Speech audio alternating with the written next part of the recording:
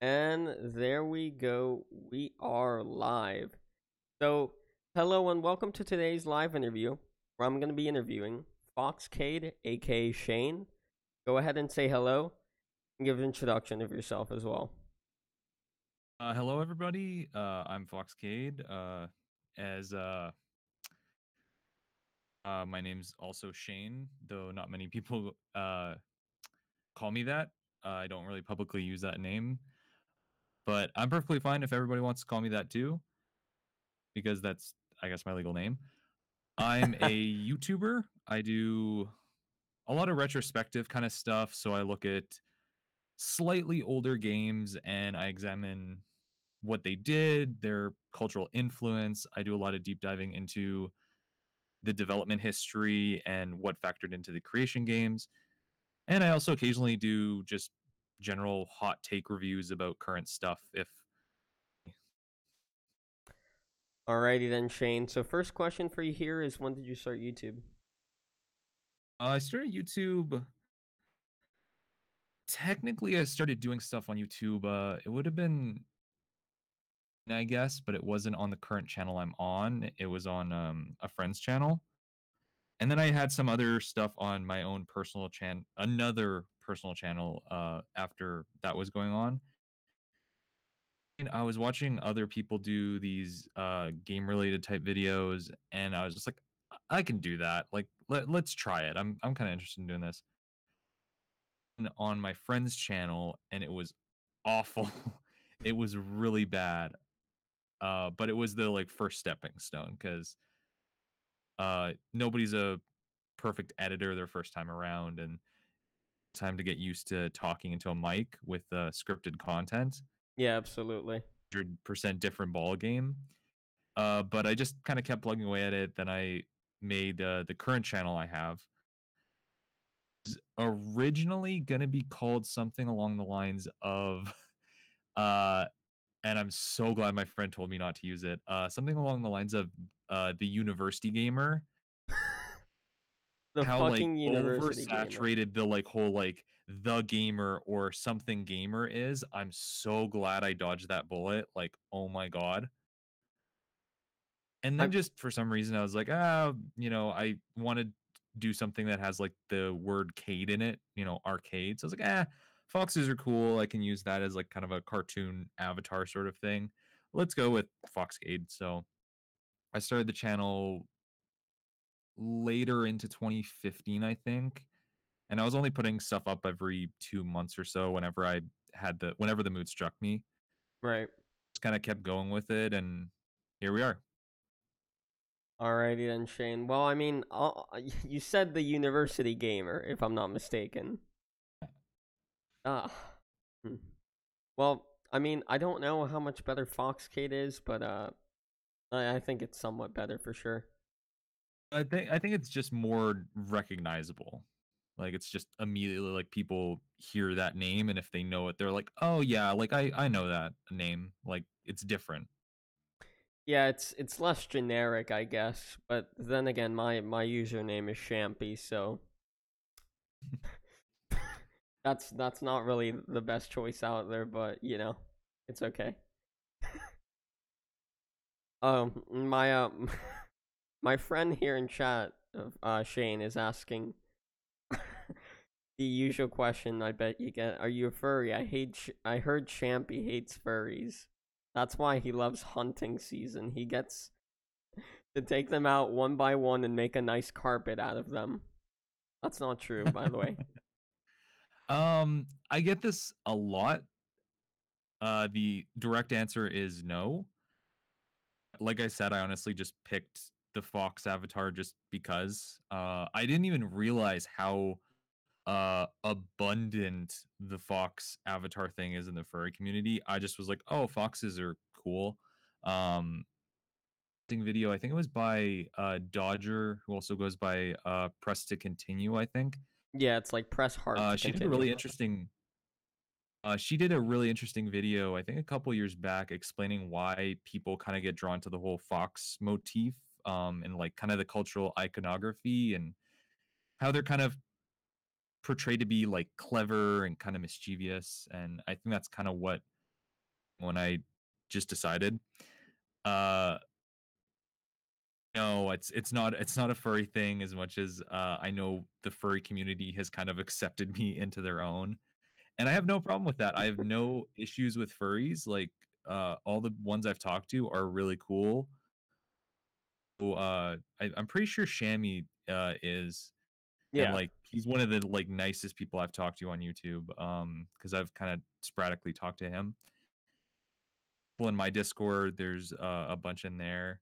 So like I have actually absolutely no problem with them. People enjoy me more thinking I am. I'm not gonna, burst their bubble by being like, absolutely not. How dare you call me that? Like I'm not offended by it. And that's why I also make 0 point of like I even kind of like jokingly don't answer it in a Q&A video I did where everybody was asking me and I start the question and then I just don't answer it because I'm like at the end of the day my content doesn't relate to that. It Yeah. has no bearing on what I'm doing, so it's not worth even addressing. Right, yeah, I saw your Q&A. I remember that. You just stayed silent. I just moved on. Yeah. And a lot of Yeah. people were really mad like, "Why did you answer the question? Are you furry?" And they're like, "Oh, it sounds like something a furry would say." I was like, if that's how you feel, if that's the way people want to me, I don't really care.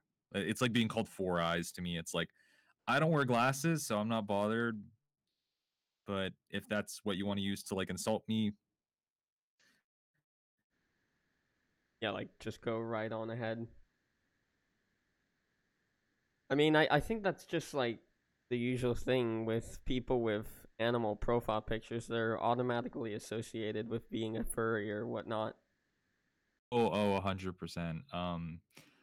I promise I won't keep doing this because I don't want to be that guy. But I've also talked to Super Eye Patch Wolf if you're familiar with his stuff on Yes. YouTube.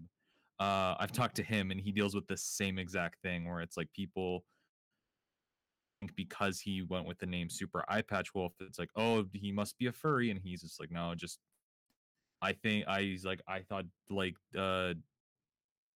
Metal Gear were cool, so it was kind of partially that the whole like eye patch thing from Metal Gear. And he's like, oh, wolves are cool, so he just went with that.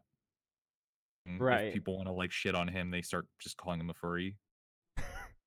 It, And like, it's not who either of us are, so it doesn't end up being a problem.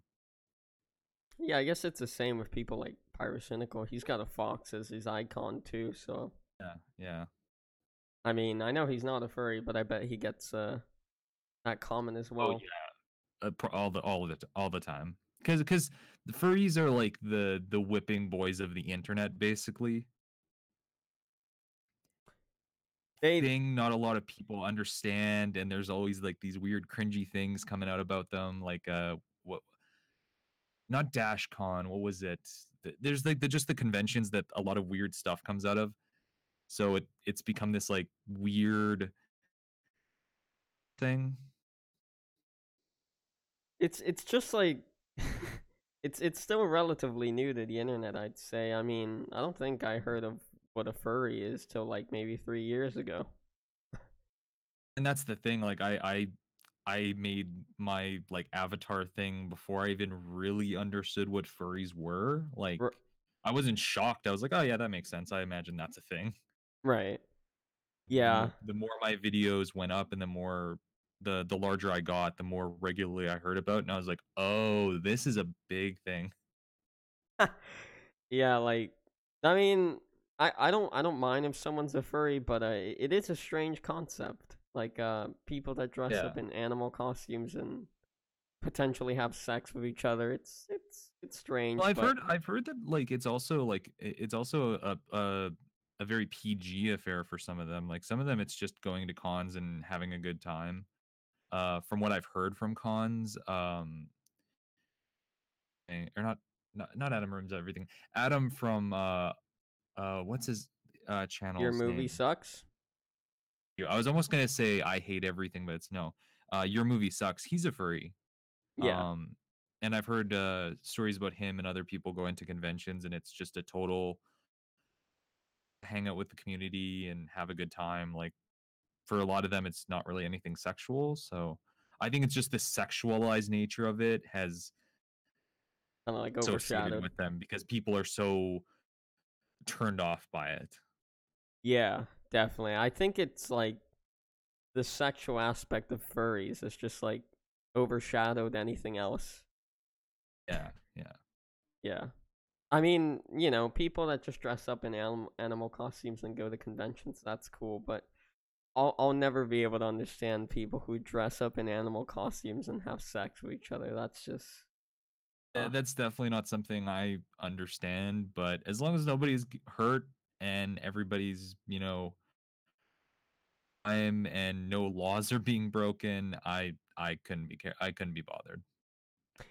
yeah. There's this one fucker. I don't know if you've heard of him, Shane, but his name's Kiro the Wolf, and he is a furry, and he actually had like fucking sex with his dog or some shit. Like did some really nasty, fucked up shit. Jeez. No, I have not heard about that. Oh yeah, he's God. He's just tainted the whole furry community because of what he did, and I think Yeah. he's going to prison. I'm pretty sure. I imagine so. Yeah, God. That's just like, ugh. Like fucking your dog. Jesus Christ, you're mental. Get help. Not good. But yeah, anyways, to stray away from the furry topic because that's a Yeah. whole can of worms That's a there. whole yeah. So Shane, next question for you here is why'd you start YouTube? What got you into it? Um I think I mentioned it before. I was watching a lot of people that were doing this kind of stuff, and I just needed kind of a creative outlet. Right. I don't paint. I don't draw. Before I was doing the YouTube stuff I was doing, and it's always really weird admitting to this, but it's something I was doing. I was making like AMVs. Oh God. I did like a couple of those. I didn't have like a huge dedicated channel, but that's where I kind of started practicing editing. Was just making little animated music videos and like cutting to music. If you Yeah. watch my videos, you'll kind of notice maybe the pacing of it can sometimes be in the same pattern of like it's. I don't think it's that like mind blowing of editing because I think most YouTubers of this fashion typically cut to beats Hmm. just for the general flow. But that's where I kind of pick that up inherently without being taught. Yeah. What's the first video I did? Oh, I've always really found it interesting, kind of following the timeline of a video game series being created and what goes into that. Even my most recent stuff, you can clearly see how much time I usually spend talking about development. What I Right. actually did was kind of following the history of events leading to the game Bayonetta's creation and all the games that led up to it, because there was like a kind of timeline you can follow. It's with a horror movie, a Japanese horror movie from like the 1980s. Oh, the timeline of like, okay, Sweet Home. It was kind of the haunting type movie where a group of, I guess for lack of a better term, forensic scientists are going in to kind of examine it, and then spooky things happen, Right. and then it became a video game, but done by Capcom. It was a weird RPG that had survival horror elements to it. It was on the NES, and it never made it to. It never got to the West, but you can find video of it online. And that actually ended up leading into Resident Evil because Resident Evil was actually a remake of Sweet Home.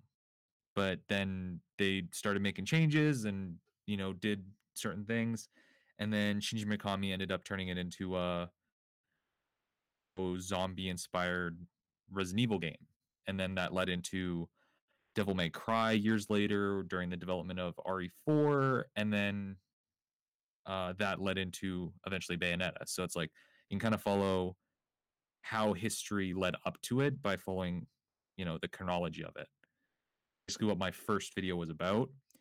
It's really bad. I actually kind of have it as like a little thank you thing for have it locked away. So it's like, if you subscribe to me on Patreon, I think I toss it in the thank you as like, oh, here, look at my shitty first video That's because I don't want clever. other people to see it. Yeah. Uh, and I was like, that was fun. And then every month or so, I would just have a new thing that I do, and I would just kind of cobble it together as I would. And then I just kept going at it. I have a lot of inspirations. I'm always kind of looking at what other people are doing and copying people, but I always kind of like take note of like something people do with like editing, and I'm always like, huh, that's an interesting way of editing, and I always kind of tuck the way that in the back of my mind. And going into it, there was like a lot of people that were big inspirations, like Super Bunny Hop was a big one for me, and not directly in terms of content, but just in terms of like their pure enthusiasm about talking about games. But Super Best Friends were also a big inspiration for me, and just like love of talking about games. I was like, oh yeah, it's like it seems really fun to do that kind of thing. So there was a lot of YouTubers that just I looked up to, and I was like, I want to try doing that. I doubt I'll be as good as them, but I want to kind of give that a shot. Right. Didn't they end their channel a little while back, Super Best Friends? Unfortunately, yeah, sad to say that they ended up kind of splitting up the group. They're all doing individual projects, and it sounds like they're gonna be still kind of doing little things together, but as a group, they're no longer a full team anymore, which is really sad to hear because I've been following them for. And I remember sitting on call with a friend when the video dropped, announcing that, and both of us were just devastated. We're just like sitting there in pure silence with each other on the line, and just like, what happened? Like, we were just flabbergasted, Right. because they were like a big thing for both of us. So it's really sad to hear when that kind of thing happens. I never watched their content, so I wasn't like saddened by it. But yeah, I saw that they ended their channel. Well, and that's the thing. You never really understand how important some YouTubers are to people until they're gone, because we kind of treat these things as like infinite source of entertainment. Like we just see YouTube channels as like, oh, that's just gonna constantly be putting stuff out, like, whatever. Yeah. When they split up, like the next like week was just like a constant outpouring on Twitter of everybody just like professing how much it meant to them to have this channel of people just making dumb let's plays and a a weekly podcast. It's like get to see how important that little bit of entertainment is for people. Like that's so much just for that person coming off of work and they just want to relax and have that kind of friend simulator. Like, I just kind of want to relax and I'll play a game and put like one of their LPs on in the background. And it's not even them, it's just any YouTuber like that, big or small. There's a bunch of people, I think, if they just said like, I'm no longer doing this, people would just be devastated. Oh yeah, absolutely. I mean, like you said, you don't really know how much you value something or someone till you lose that. Honestly. Yeah. I said if I was like when that happened, I said on Twitter, it's like everybody make sure Red Letter Media is okay, because if they also ended up breaking up anytime soon, I would just be lost. Like I don't even know what I would do on YouTube anymore. A lot of time watching Red Letter Media stuff. It's not game related, but it's the same source of emulator of just listening to people talk about movies. Yeah. Yeah, I don't watch their content either though, actually. That's fair. That's fair. I don't really watch any channel that's kind of like group based. Like I think those two are the only ones that I really watch that are group based. Most of the other ones are independent stuff like Shammy or oh yeah. Super Bunny Hop and people like that, where they just kind of make their own things. Right. You never got into like Game Grumps or Oni Plays or people like that? I've always kind of like looked at them from the sidelines and been like, "Ah, okay, I'll kind of like peek in when people mention it, but it's not something I will like, oh man, I really want to watch that Game Grumps LP. It's more this compilation of them being goofy that came up in my recommendeds. Ah, I'll watch that. Like an hour of noise in the background while I edit sort of Right. deal. Thank you for the sub As at that Tim goes. Overlord. Forgot to say thank you because I didn't want to interrupt Shane midway through him speaking. But yeah, I mean, a few years ago I used to like fucking Smosh games. Uh, I think that was really the only group-based channel that I really got into. But besides Oh that, yeah, they were a big thing when I was growing up. I remember a lot of people were into Smosh and everything, all their kind of subsidiary things. yeah, no, Smosh was a I got big into. Yeah. yeah, Smosh was a big ass deal a few years ago, like 5 years ago. I want to say I that was Yeah. all everything I watched. That and God bless his soul, fucking Tobuscus. Oh yeah, that's right. Yeah. Another one of those channels where you just kind of forgot they were around.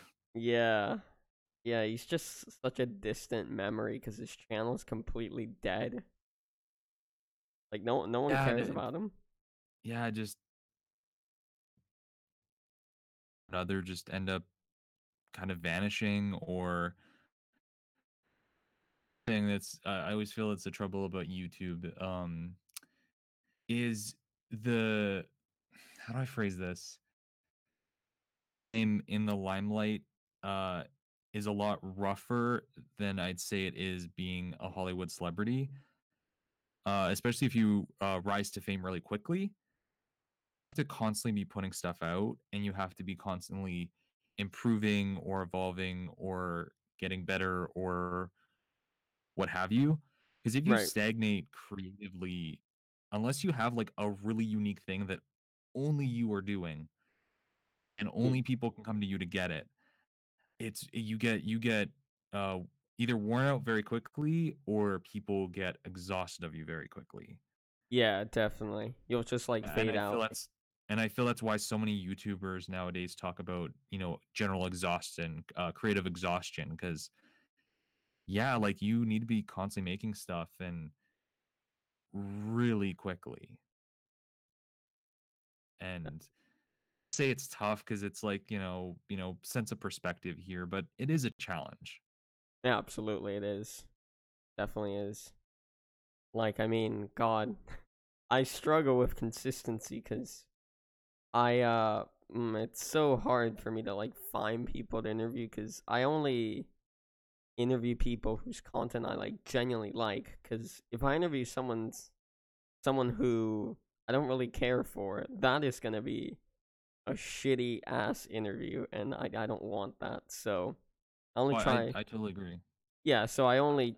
Oh, go ahead. Sorry, Shane. I was gonna say, that's the other important thing if you're gonna for anybody who's interested in doing YouTube, especially something like media focus where you talk about like games, movies, anime, what have you.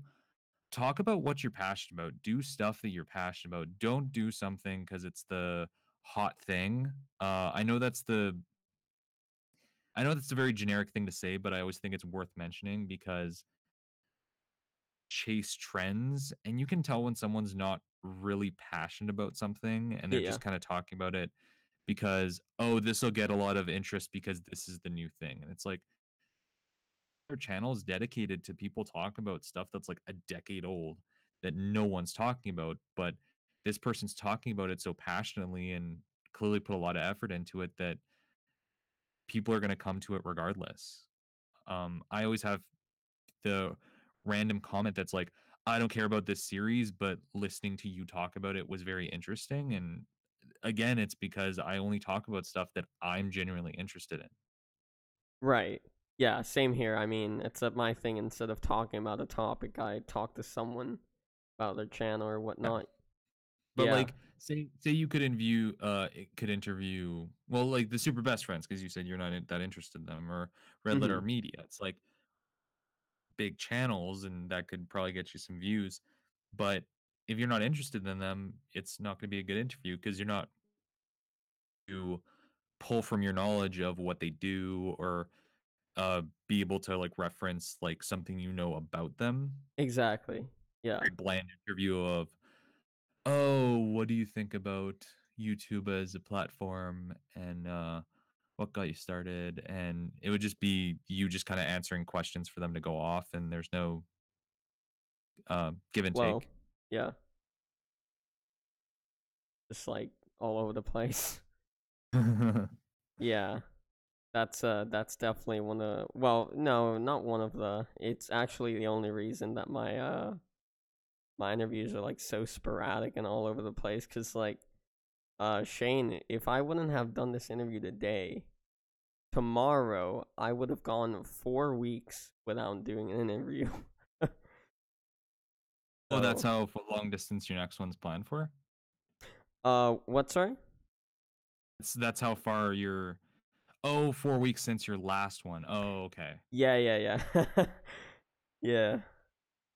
Like, cause my last one before this one right now was December 1st, and it is December 28th, so 27 days, nearly 4 weeks.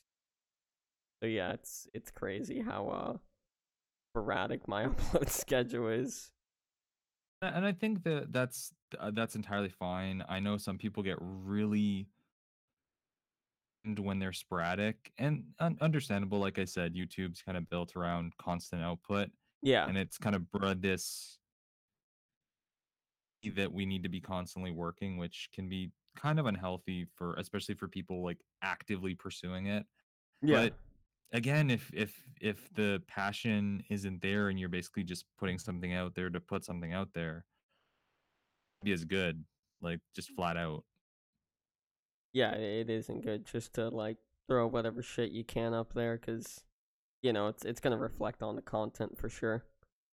And that's also going to drain people a lot quicker if that's the approach they go into. Whereas if it's something you're passionate about, that's going to drive you, that's going to keep you motivated, because that's what keeps me going. Is I finish one of my like bigger videos, but usually by the time I'm close to finishing a video, I already kind of know what the next thing is.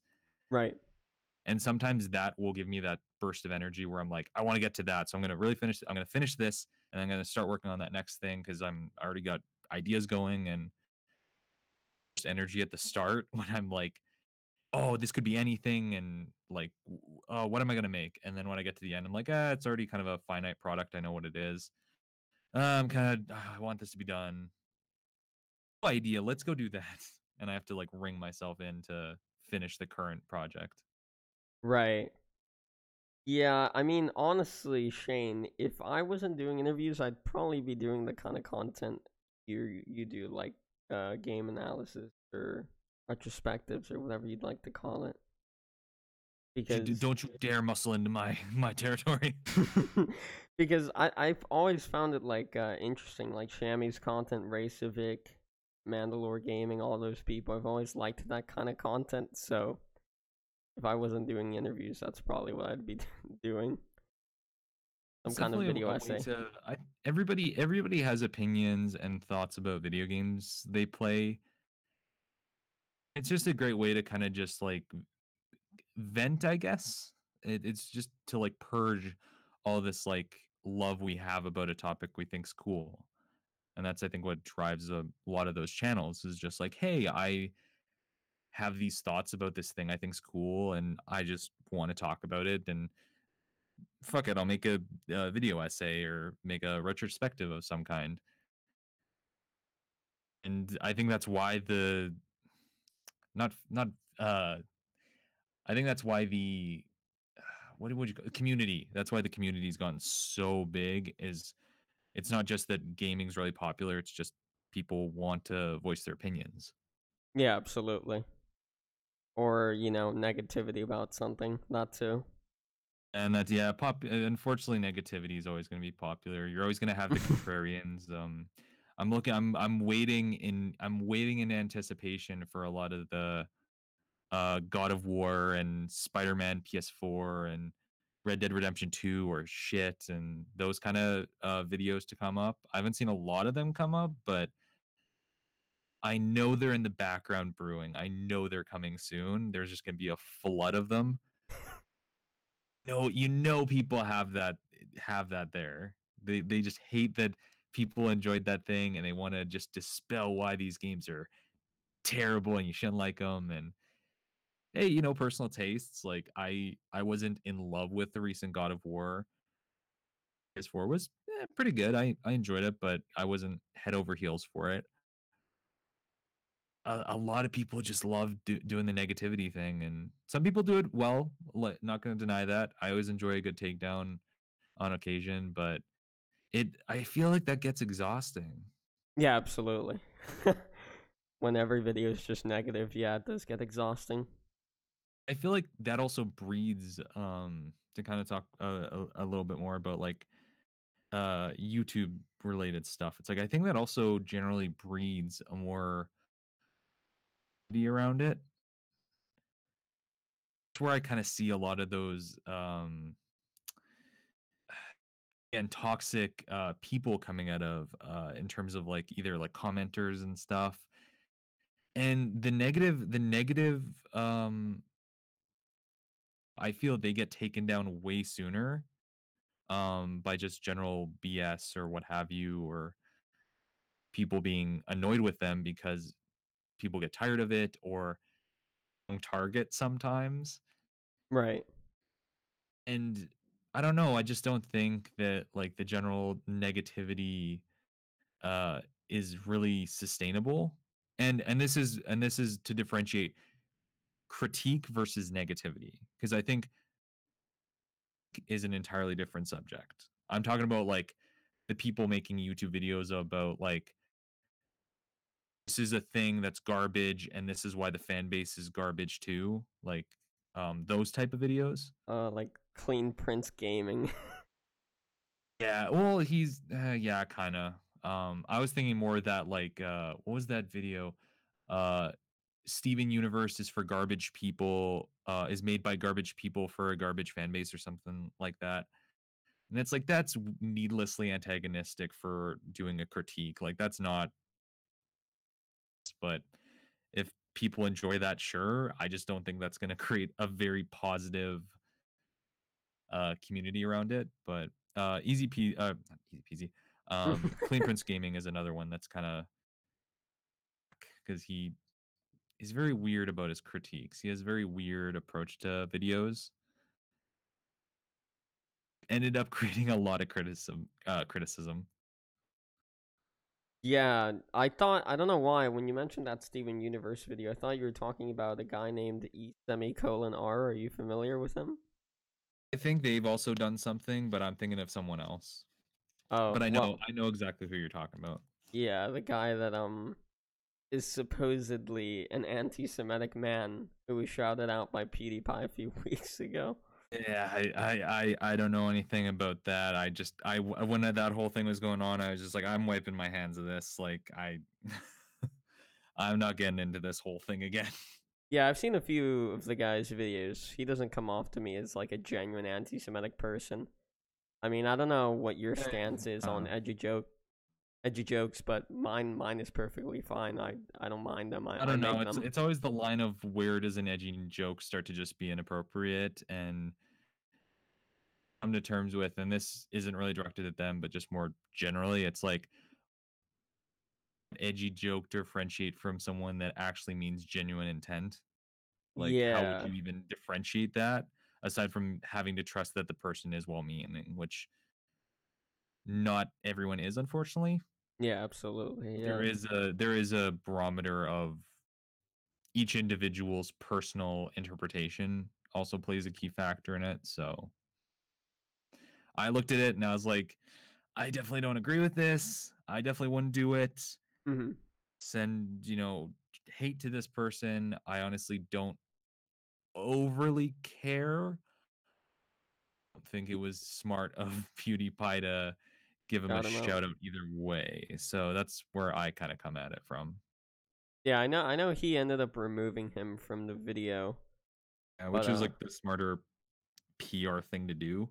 yeah, it is. Because it caused a whole lot of controversy, and it was the smarter thing to just be like, you know what, this isn't worth the trouble.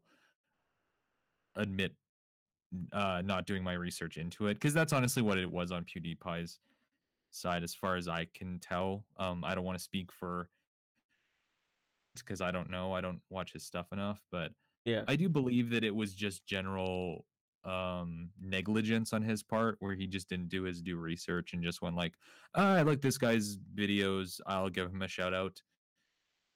Oh, I watch all his stuff and I know exactly how his whole creative mindset is, and this is a full endorsement. Because I've given like, shout outs to videos that I think are cool on like Twitter and stuff, and Yeah. videos I just go, this one's cool. Yeah. Oh shit, that person's an anti-Semite. Yeah, it definitely is very different to give a particular video a shout out than to give a whole channel a shout out. Yeah. Yeah.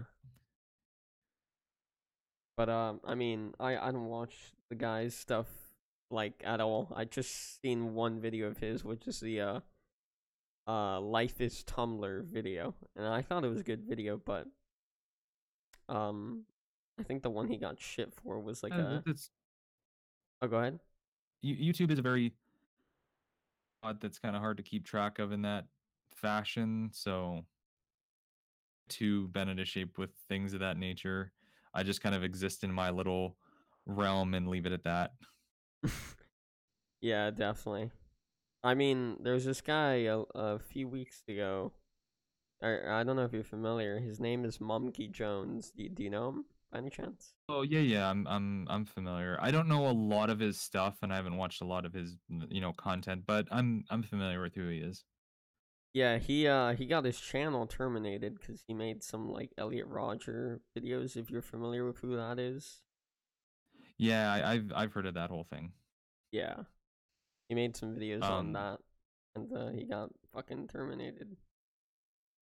and that's the trouble with YouTube as a platform, because what I've heard and from what I've seen, it's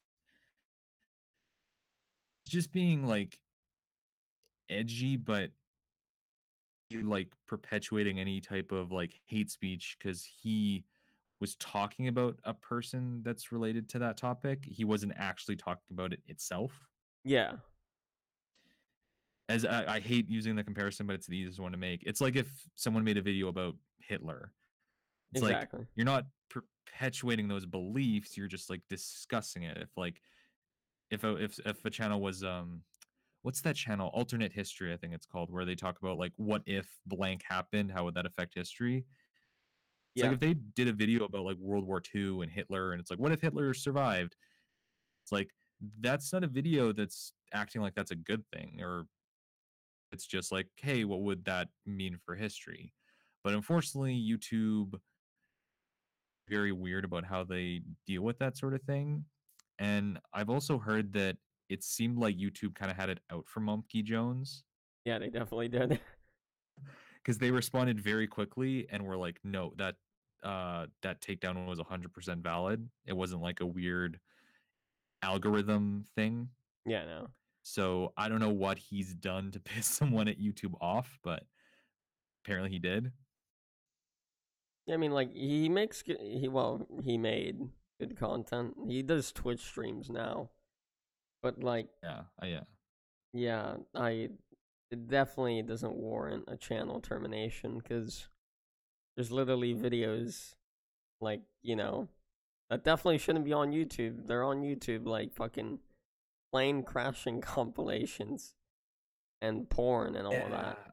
Yeah, Yeah, yeah, stuff like that always very questionable. But when you give a toy to the entirety of the internet, it's kind of hard to keep control of it. yeah, absolutely. It's just I as much as I'll dunk on them because they're so inconsistent. God bless the YouTube moderation moderators and the people that have to kind of take care of that. because I can't imagine it's easy trying to like keep a lid on YouTube as a whole. Definitely Everybody not. seems to think like, oh, like this one thing, how did this fall through the cracks? Like, can you imagine how much garbage tries to get through on YouTube? Really a lot of stuff that they got to keep track of. They don't do a great job of it, but how many videos get uploaded a day? Crazy. I think it's like millions. I wouldn't say billions, but definitely millions, in the hundreds It's of like, millions. how often do they have to go through videos that are like, the Jewish question answered, and it's like, oh God, like what do we do?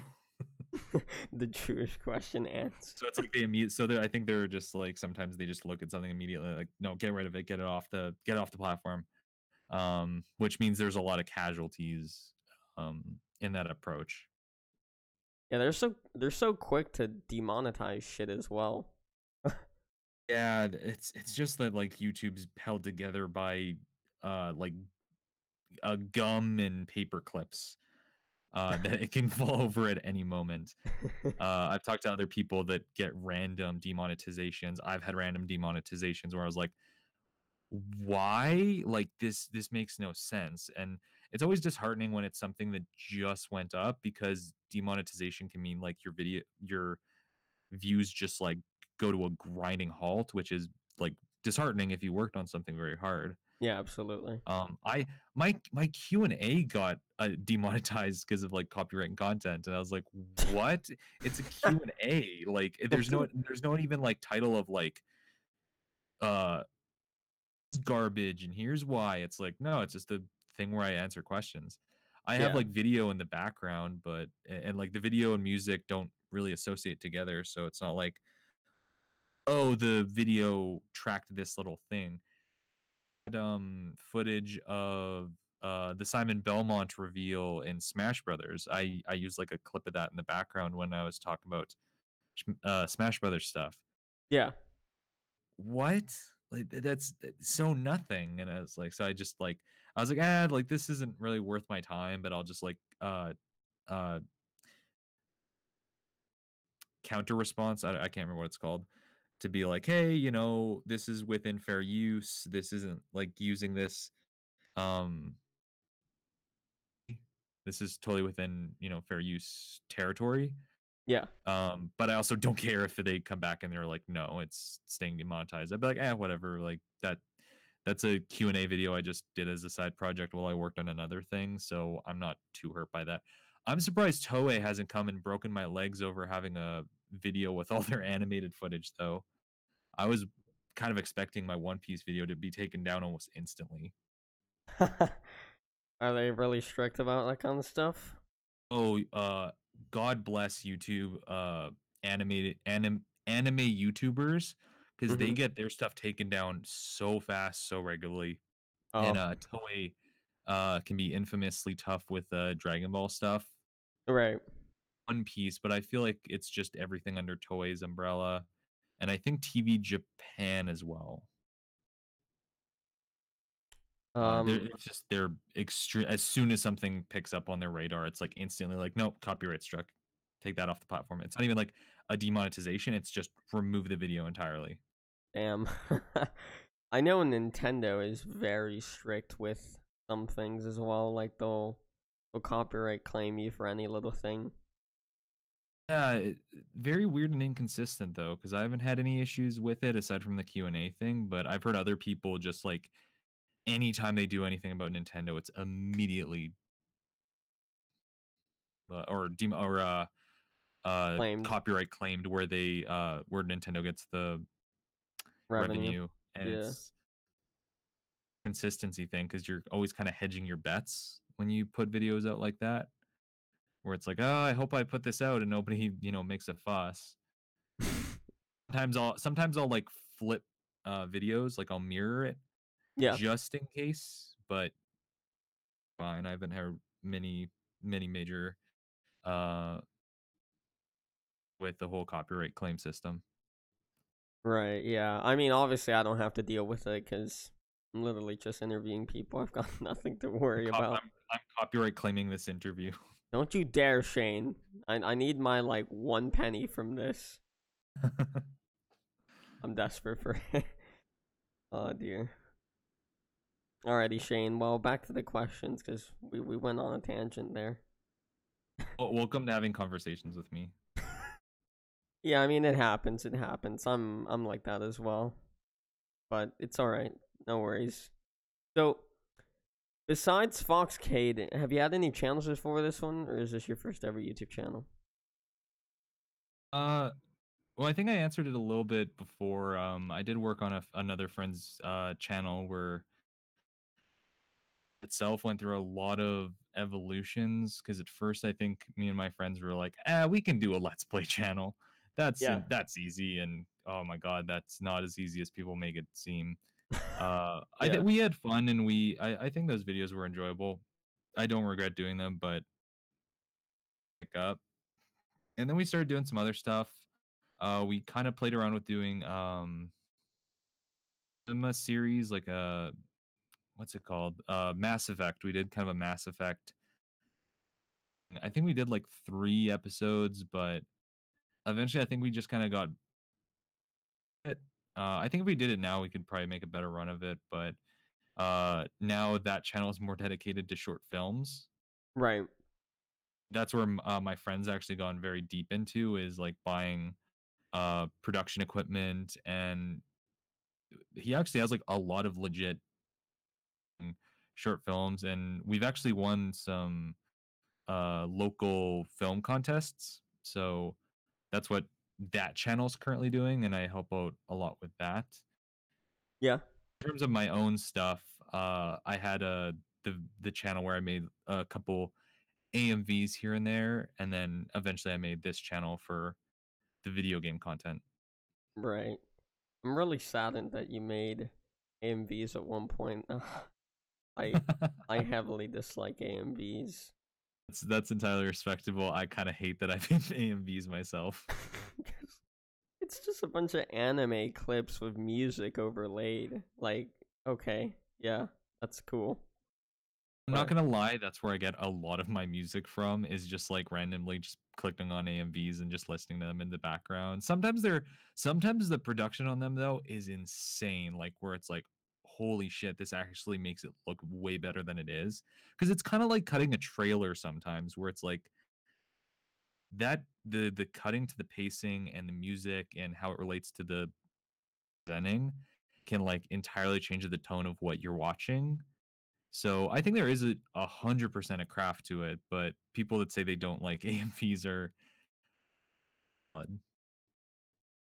I don't know if it comes out of a place that I just don't like anime in general, or that's probably where it's from, because I think you kind of inherently need that interest in anime to have any enjoyment of.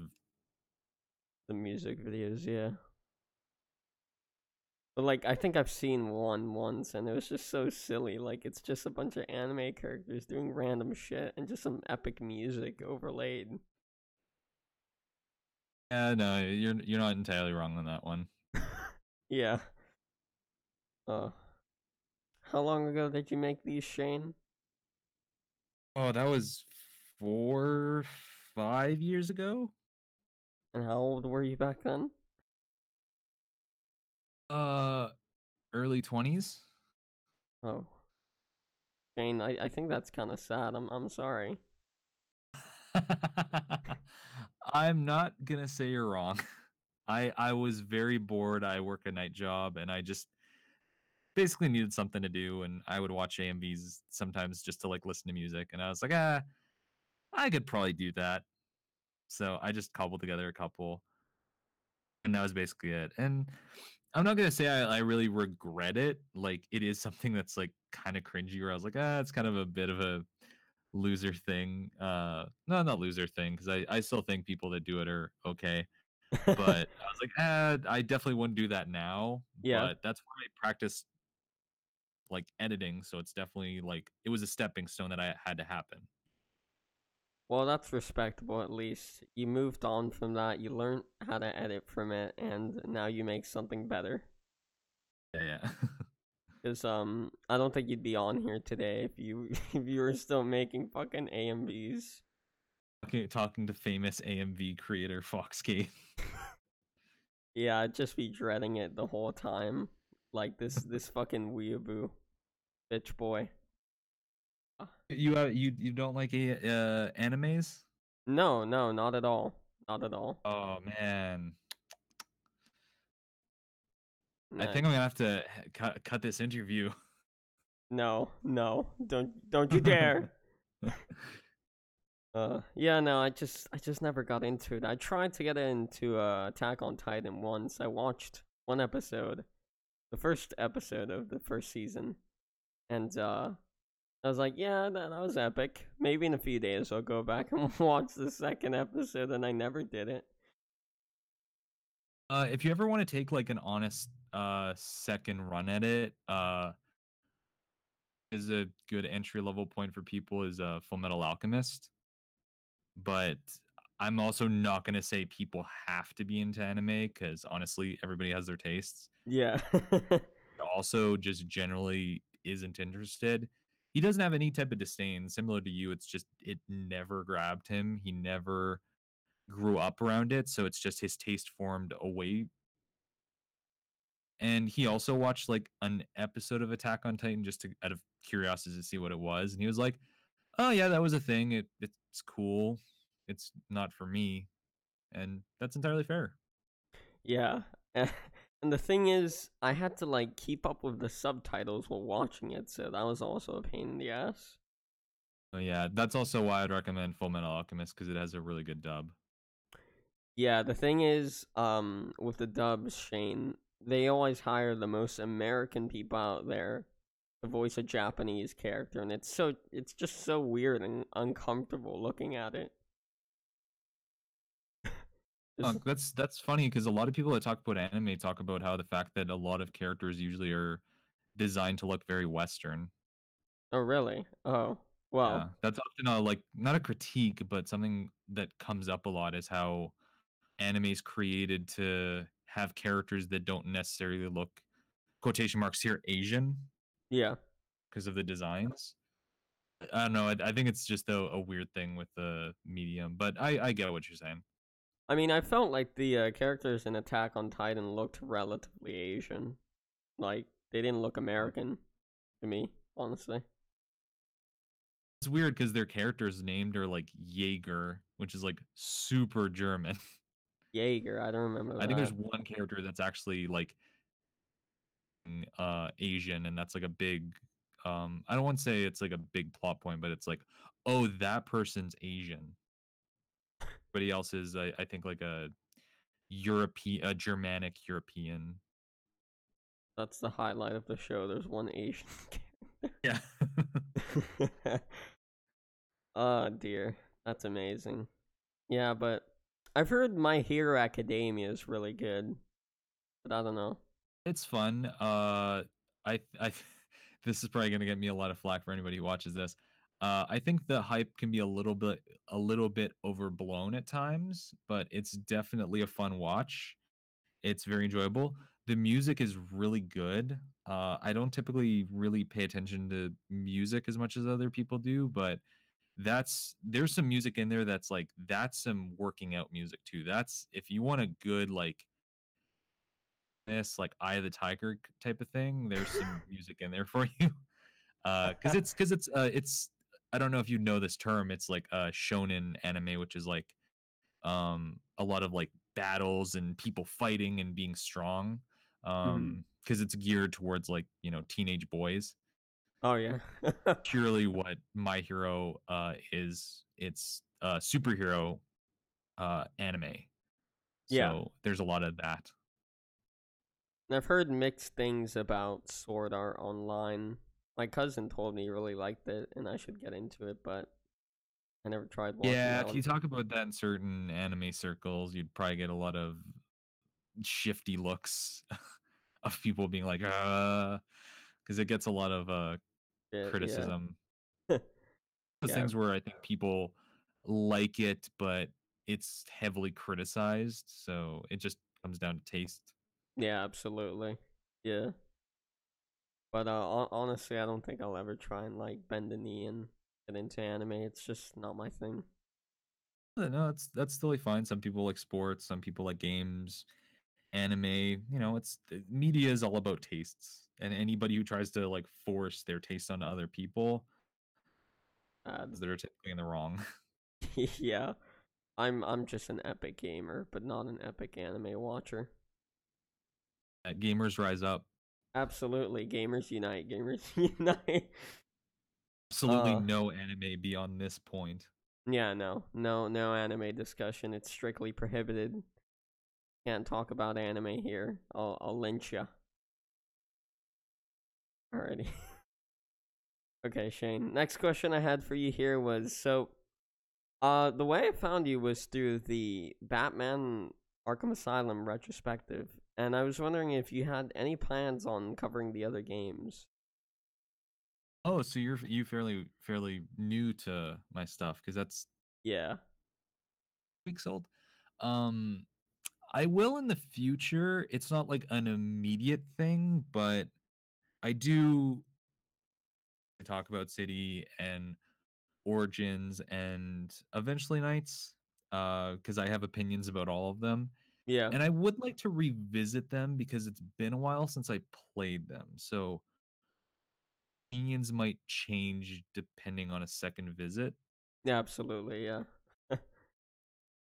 Because sometimes just that like your first impressions might not be what you end up thinking after going back after some time and being like, hey, this isn't as bad as I remember, or God forbid, oh, this is way worse than I remember. yeah. Terrible. Hmm. No, I No, 100%, 100%. I will go back to them. yeah, I actually I've played through Night like 4 times.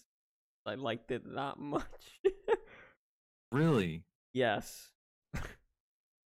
that's the one thing that I was kind of surprised by in the comments is that so many people rising to Knights and Origins defense, and Oh God, I'm gonna say Origins.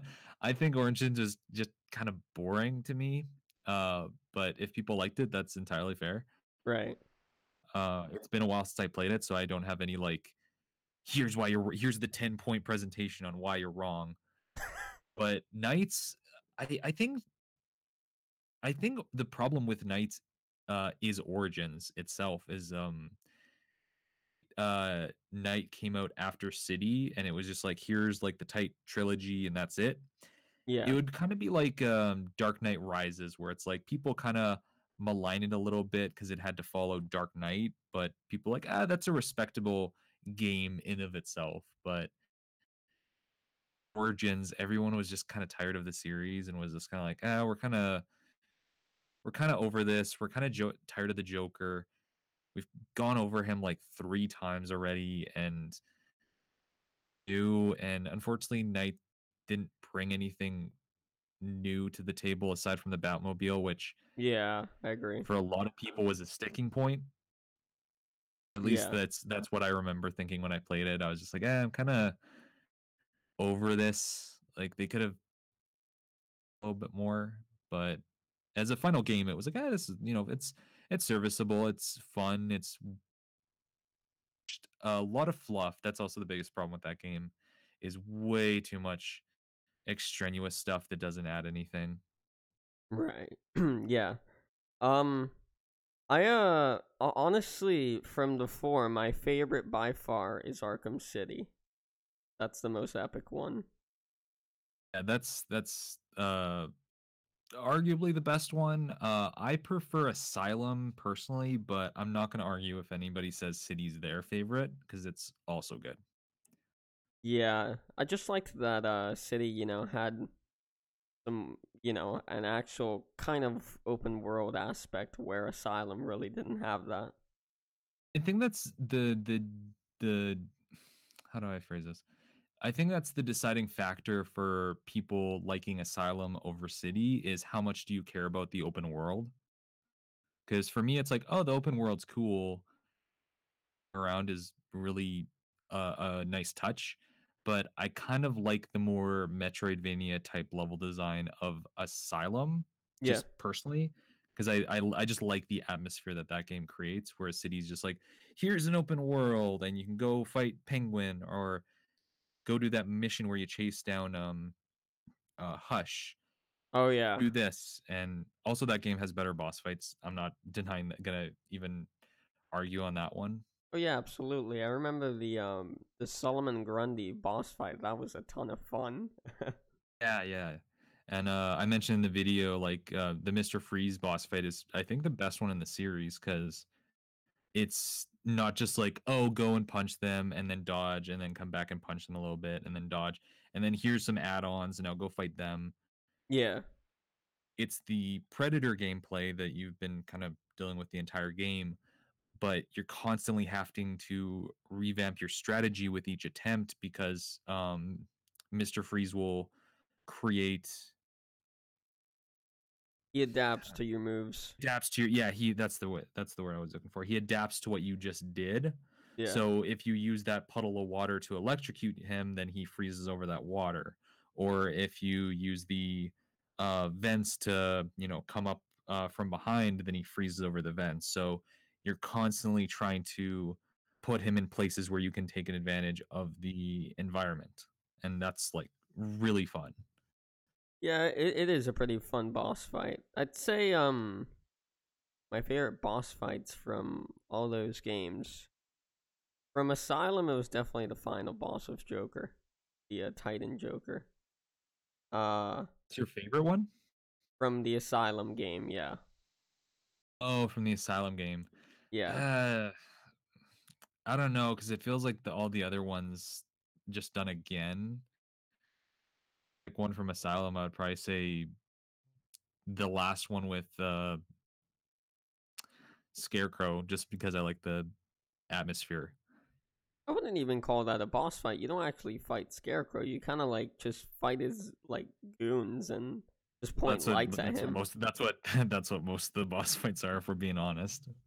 Well, yeah, that is a fair point. But like, I mean, the only three boss fights in that game that I can remember are Bane, Poison Ivy, and the Titan Joker at the end.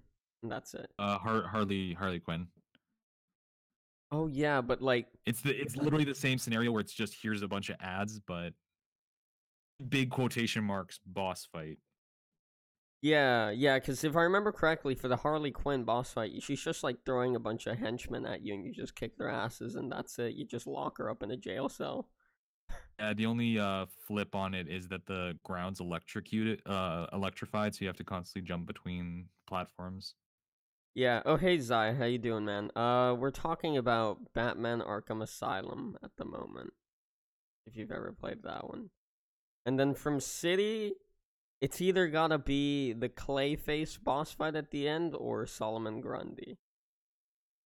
Yeah, those are fairly good ones. I will say about Night though that I thought was a really good addition to the um overall series because it fixes a criticism that the series gets a lot. Mm, Henchmen, there was enemies that either blocked your detective vision Mm-hmm. or they'd sense you using it, and it's like, okay, that's actually a really interesting way of like revamping approach. And it's like I respect that. That's a taking away like something that like the player relies on so much and forcing them to adapt way to approach a game that's kind of stagnated a little bit. Yeah. From Origins, I don't know if I had a favorite boss fight. Probably Bane when he like shoots up with he like drinks some. I think that's like the Titan thing, and he Yeah, fucking Titan. I think Venom is the regular, and then Titan I think is the one they have in Asylum. yeah. And then If I Night. can be a Batman dork. Oh hey, no life. How's it going? But like fucking Arkham Knight, that game, every boss fight was just complete ass. Yeah, I don't really remember them that well, and that I think speaks more for it than anything else. Yeah, Cause yeah, none of the boss fights really stood out to me except Red Hood. That one was interesting from what I remember because it was a challenge, but their villain characters really stood out. I I think it had the didn't. most, but not really much there. Yeah, I didn't like the Arkham Knight boss fight. It was just like you would grapple up to the gargoyle he was sitting on, and then just like throw him down, and then he teleports elsewhere. Yeah. Yeah, that was it. I think they tried to create a sense that you were fighting another Batman, but it just wasn't that fun. No, it wasn't at all. Pretty underwhelming, to be honest. Yeah. And then fucking Scarecrow, you don't even have a proper fight with Scarecrow. You just like inject the scare gas or whatever the hell he calls it into his neck, and then fucking Commissioner Gordon punches him in the face, and that's it. Oh, the fear toxin. Yeah, Um, but that's also the thing with Scarecrow. Unless Batman's under his influence, there's not really a fight to be had. yeah. So I just thought that game had such a boring ending.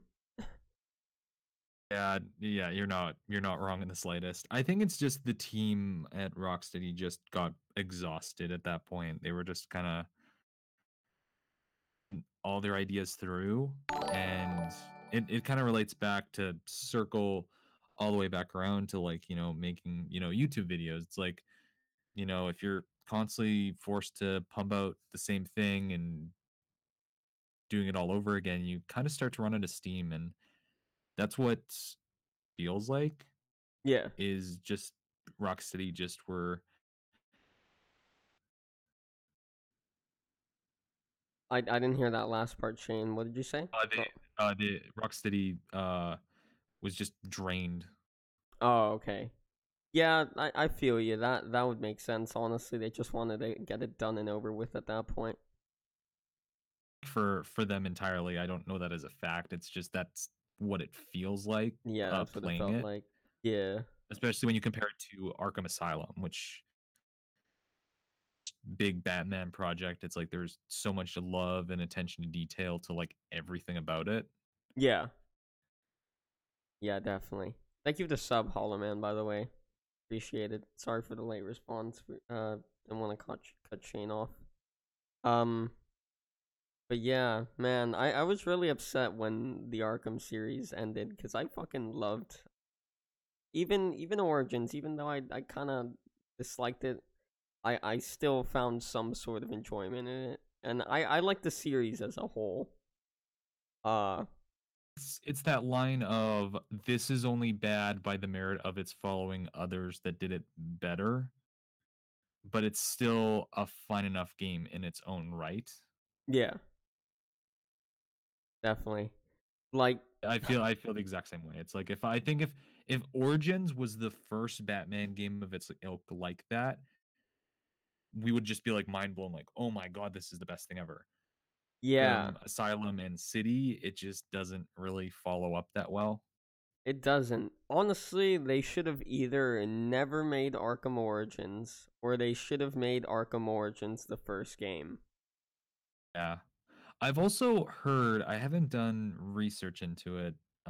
Maybe if I do a video on it, I'll do the deep dive. I heard that Origins was made on a time crunch, Oh, was it? kind of Oh, lacking. I don't have any sources on that, so don't quote me as saying that that's exact what happened. yeah, But that's why it kind of feels like it's not fully fleshed out where it could be, because the amount of months that they were supposed to, I think, or they needed the extra time and they weren't given it, right. I which is always sad to hear.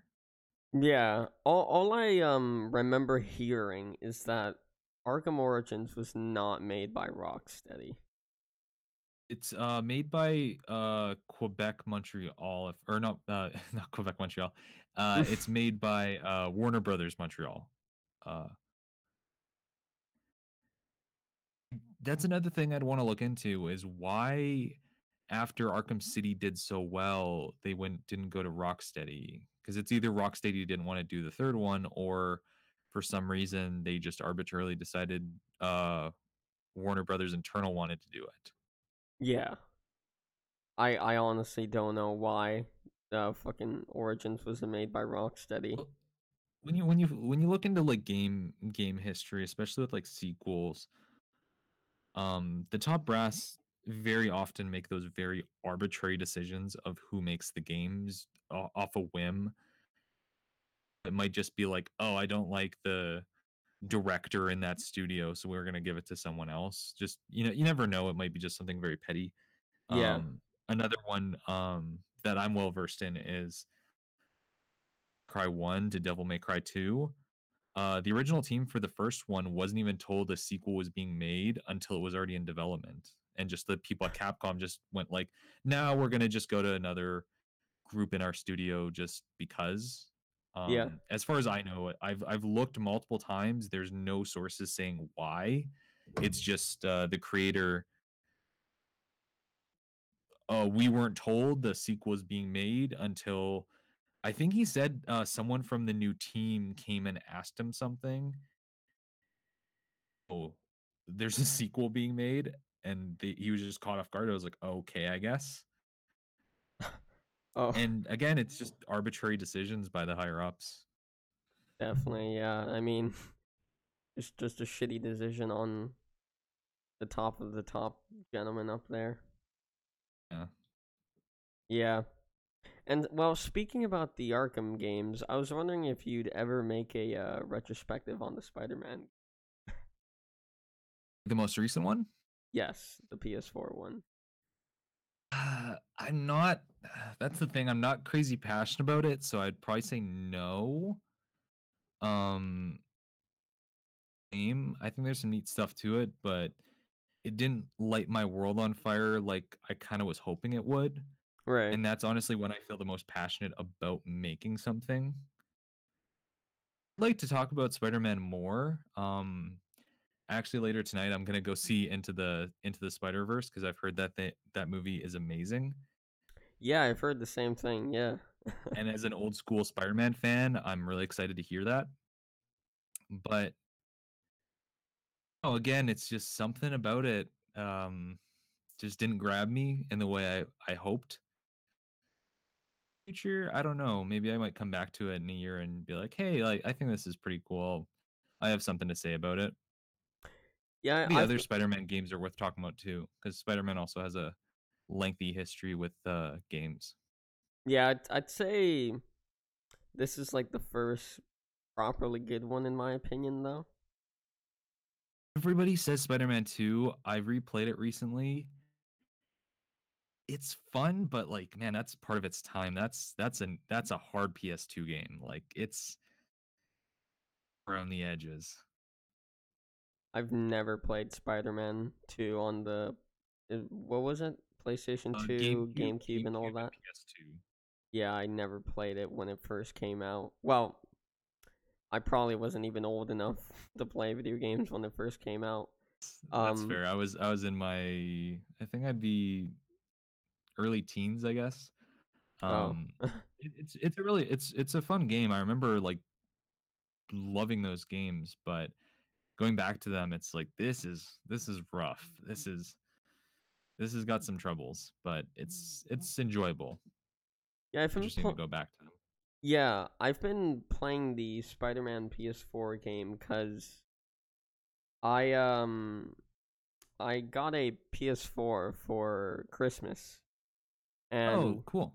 yeah, and honestly, I think I've kind of been liking it more than the Arkham games. That's entirely fair. There's a lot of really cool gameplay mechanics that Spider-Man has. Swinging around the city is great. That's Yeah. something that it did so well. I also like all the different web shooting that you can do in combat Yeah, I like that too. because you can just go crazy and come up with a lot of clever things to do with that. And it's got a really good camera mode. I know most people wouldn't really care about that, but I spent a good or so just screwing around with taking pick action shots. Yeah. It's also got a really good story.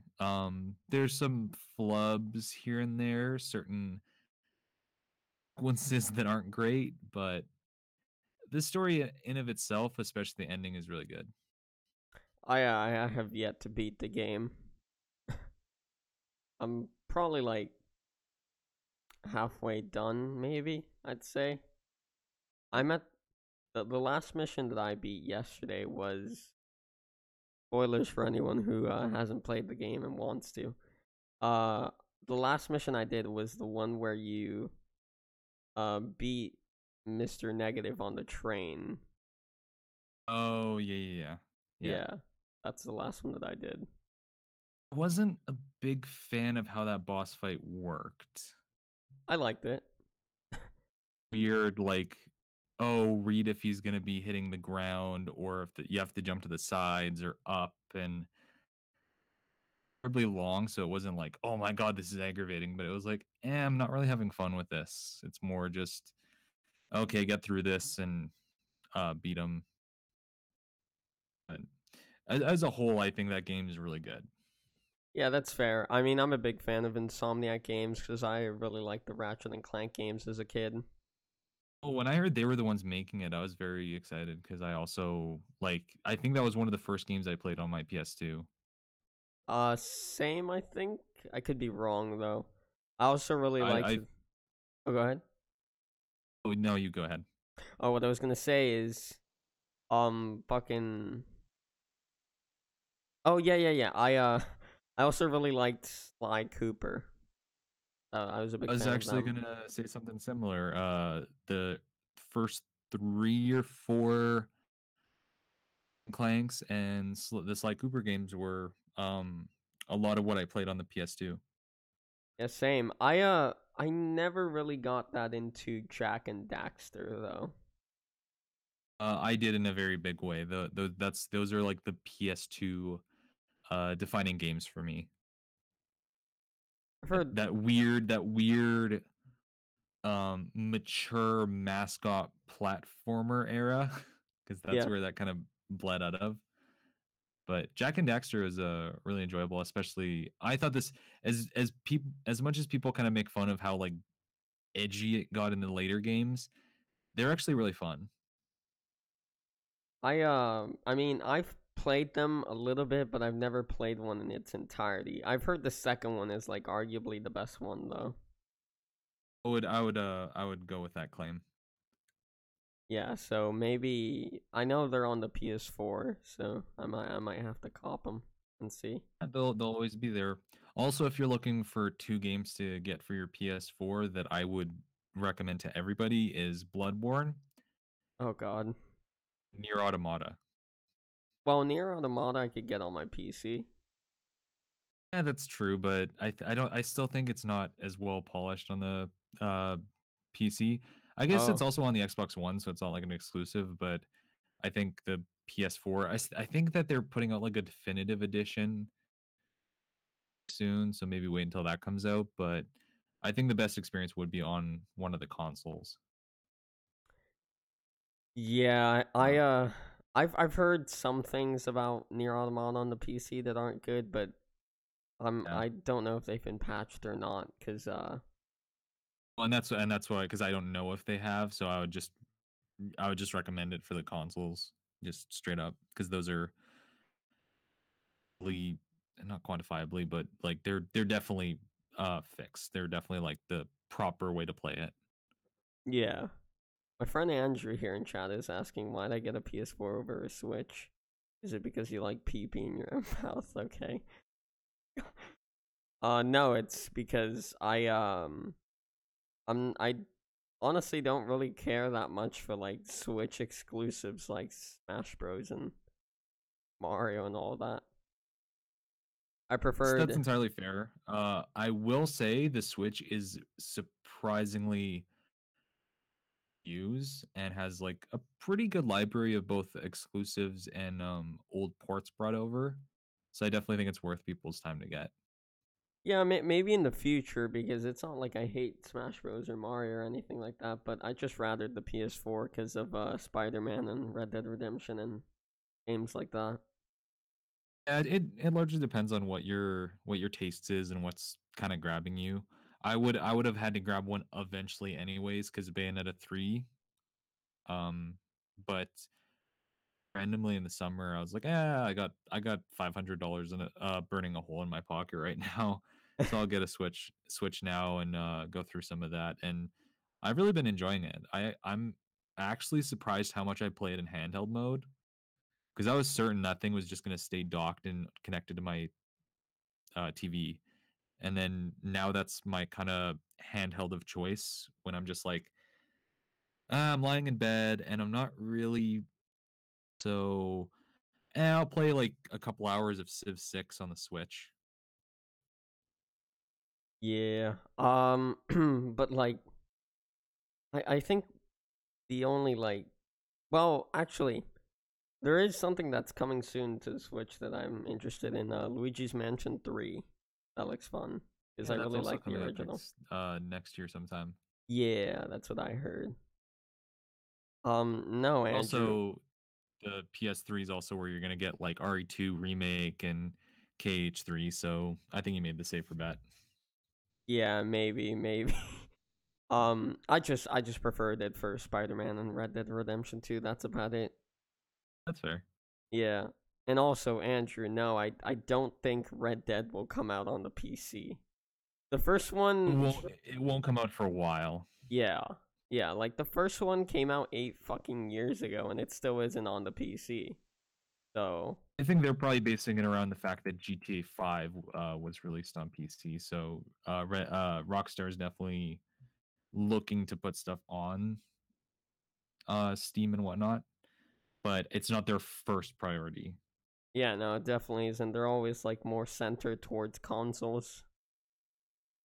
Yeah, because it GTA 5, for example, didn't make it to Windows until almost 2 years after. So Yeah. don't expect Red Dead 2 to be on Steam for at 2 least a years. year. Yeah.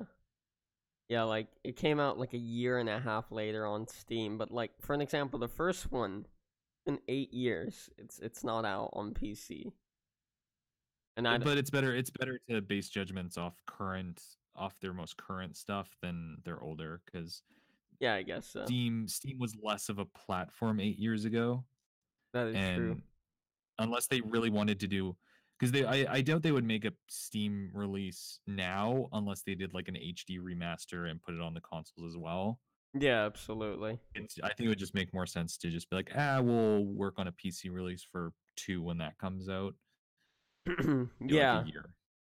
but like I mean, the Spider-Man game, I don't think that'll ever come out to PC. I think that's just going to be Oh no! exclusive to Oh god, no! PlayStation Because that was funded by Sony, and that's something people on PC or and I upset think about. most consoles have trouble recognizing is when they ask for certain games to come to like their console.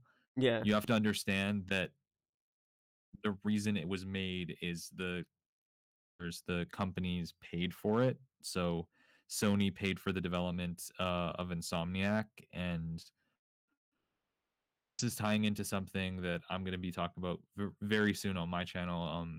Bayonetta 2. People hate that that's a Nintendo property and that it was on the Wii U and now the Switch because the first game was on like the modern consoles of its time, the PS3 and the Xbox 360. And Yeah, it's I like, remember. when's this coming to the Switch or when's this coming to the PC and when's this coming to PS4? And it's like, dudes, Nintendo paid for the development. They're not going to give it up. Like they paid for that exclusivity. That's why they help publish it. As much Yeah. as that sucks, like that's kind of this game goes. Like, sorry. Yeah, it sucks, but I mean, I understand because like honestly, I feel like if it weren't for exclusives, consoles would just be a dead thing, honestly.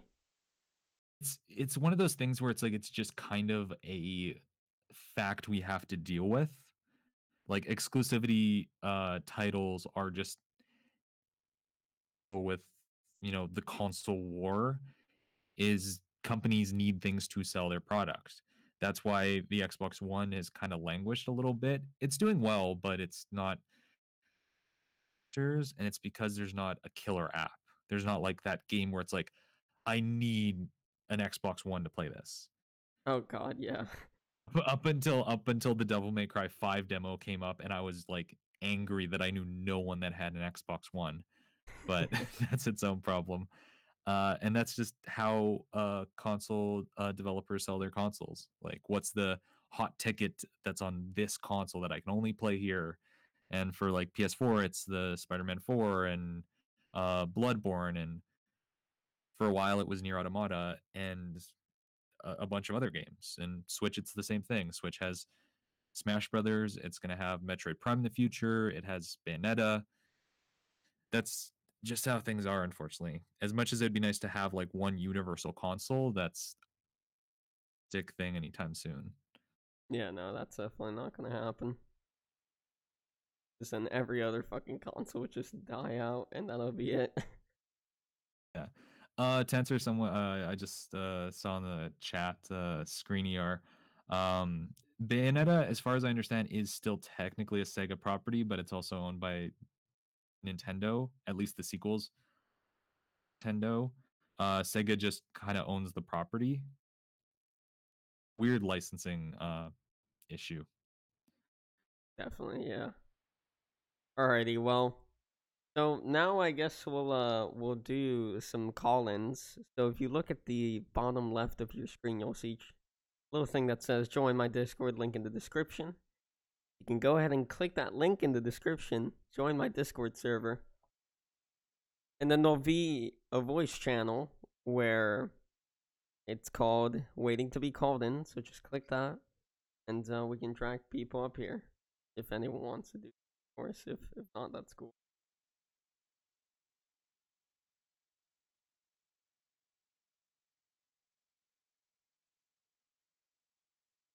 In the meantime, I can ask you a question though, so it's just not dead air for a little bit. That's totally fair. Yeah. Let me look for the question here. Um.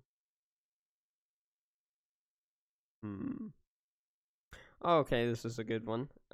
So Shane, I was curious as to repeat. What are you doing? I said I'm taking call-ins now, so like if anyone wants to do that, they can join the waiting to be called in voice chat. So what I was gonna ask you, Shane, was how long did it take you to make the Arkham Asylum retrospective? Just out of curiosity. That one's kind of harder to really put a number on because I actually had a lot of that script, the concept in the background for quite a while. I think channel wise, I think that was started a year ago because I remember actually putting out a asking people which would you rather hear me talk about, Bayonetta or Batman Arkham Asylum, and not feeling the script, and I Mm-hmm. was just struggling with it, so I just moved on to the Bayonetta one, and I was like, okay, I'll kind of put that on the back burner. Recently I was like, oh, I'll bring that out because I want to do some different stuff, so I'll pull that one up because it's basically half finished. It still took me a long time to like polish it and make sure it's finished and I get everything I want in the video.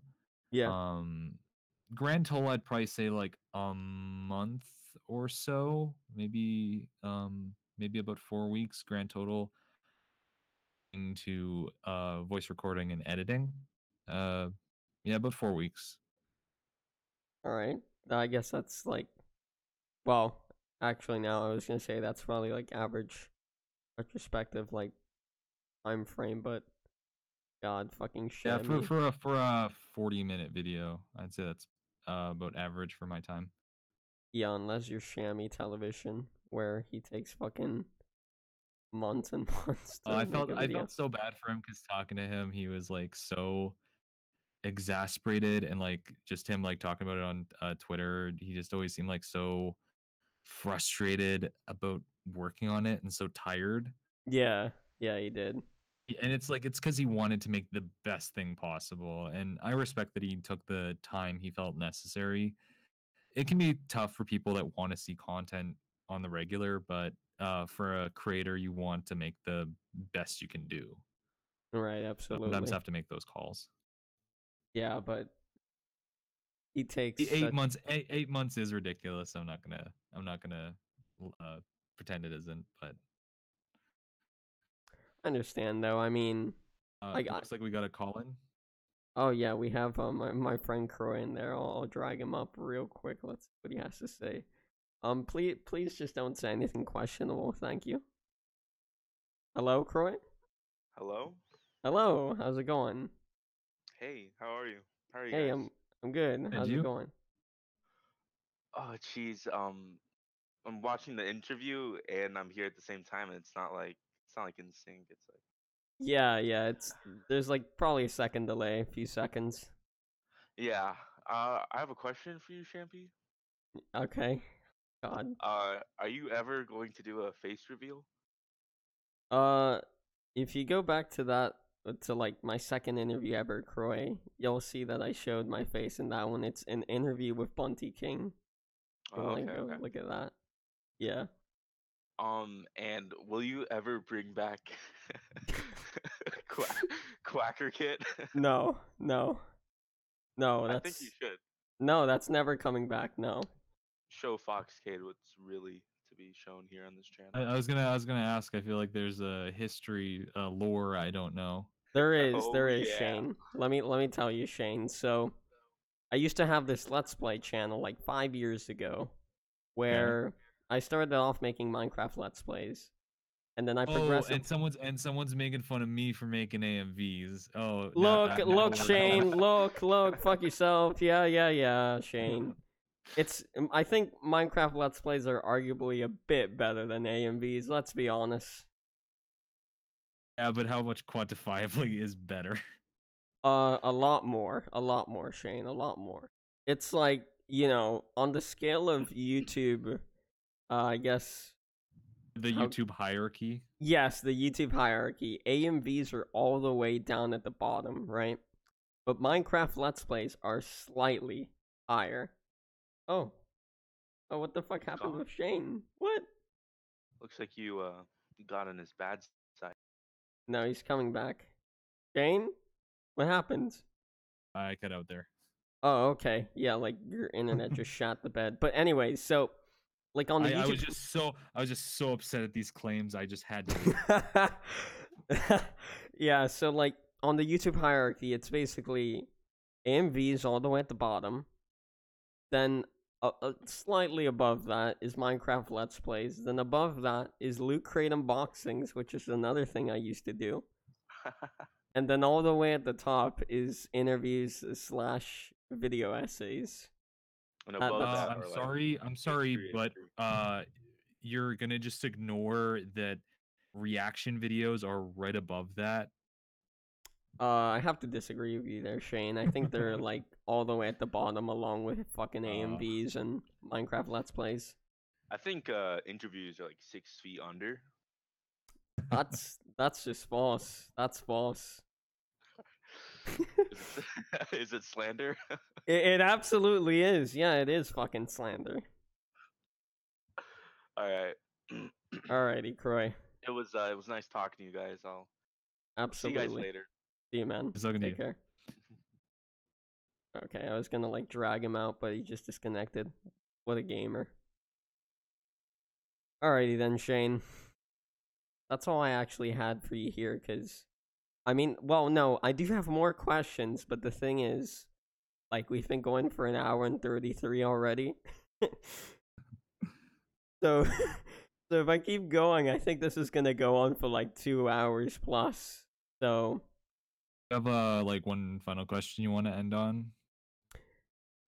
yeah, let me try and look for one here that we could have a quickie answer for.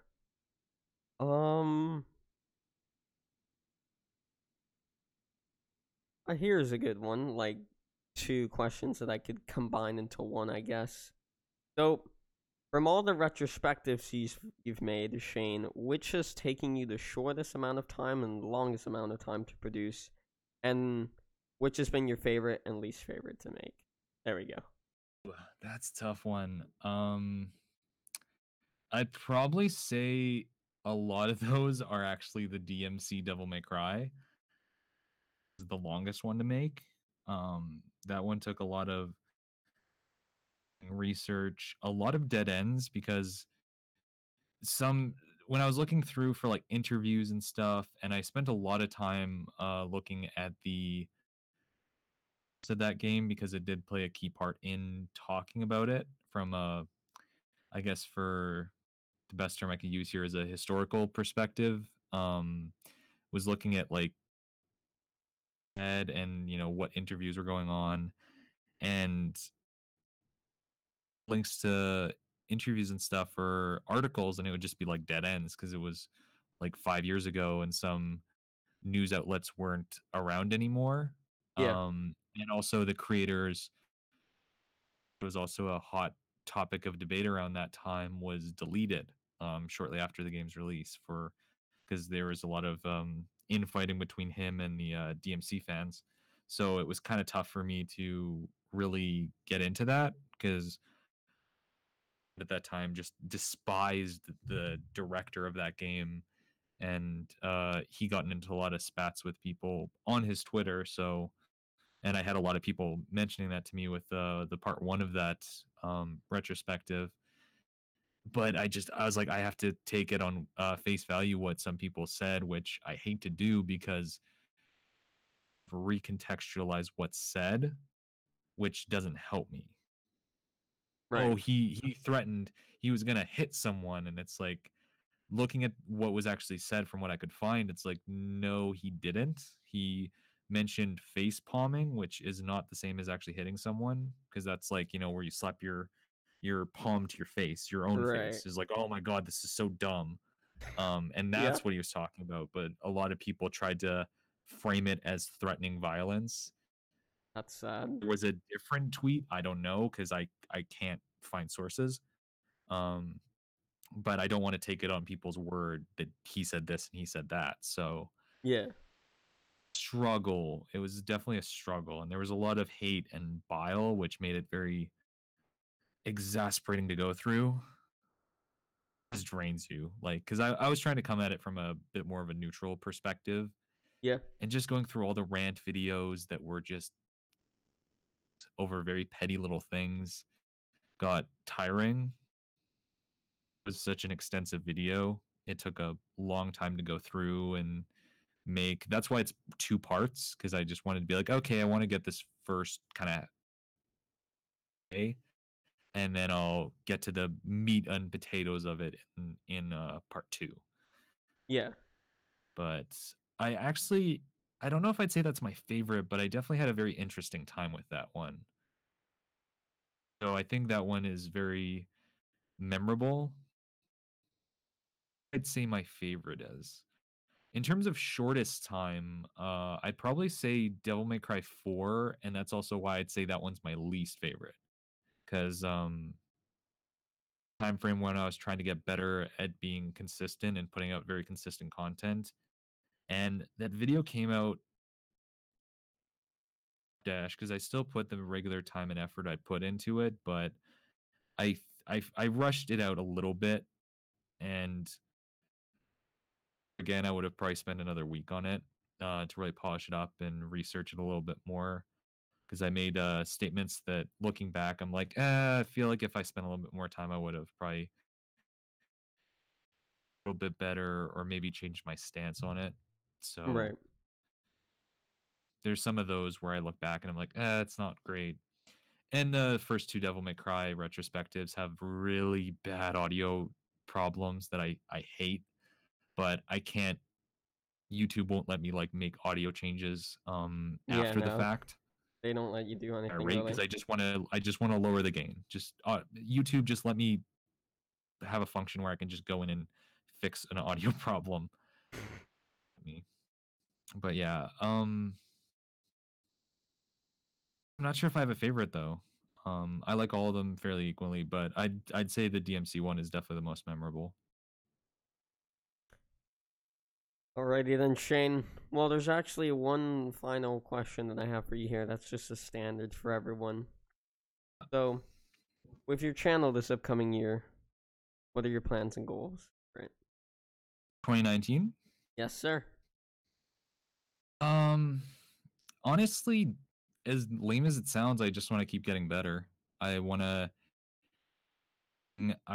finally take the time to really learn After Effects just to improve my production value a little bit. Generally, just kind of experiment a little bit more. Just kind of see what else I can do differently to better and more interesting. Because I hate the idea of and continually doing the same thing over and over again. And game series that I haven't really talked about before.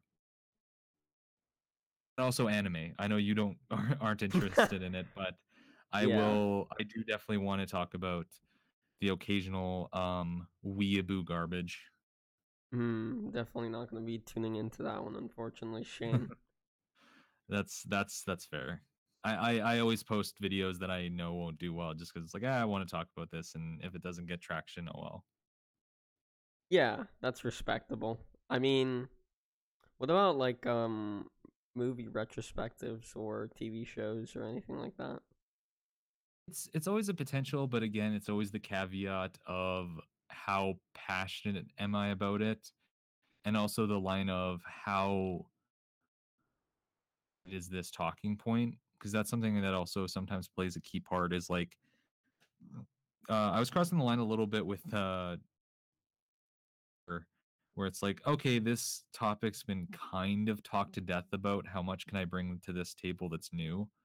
Yeah. That's why I will probably never do a Bioshock, because when I was in university, I think I even had a professor that oversaw a project I was doing with video game related that don't do articles or anything about Bioshock. Everybody said everything possible about that game. Like there's nothing to that well. Yeah. And it's like, yeah, fair enough. And there's movies and TV shows that are kind of similar where I might be interested in talking about it, but there's nothing really to bring to the table. I did have a script last Halloween for Black Mirror that I never finished. So it's not something out of the realm of possibility. Alrighty then, Shane. Well, that's it for the interview. Thank you so much for coming on. I appreciate it, man. Not a problem. Thank you for letting me ramble on endlessly. Yeah, no problem. It's always my pleasure to let people come on and just ramble on about anything and everything. Sure. But anyways, that's it for the interview, everyone. Thank you so much for watching. If you have enjoyed it, you can go ahead and drop it a like, drop me a sub. Anything you could do to help would be appreciated. Otherwise, I'll see you next one. Take care. And Bye. goodbye. Bye-bye.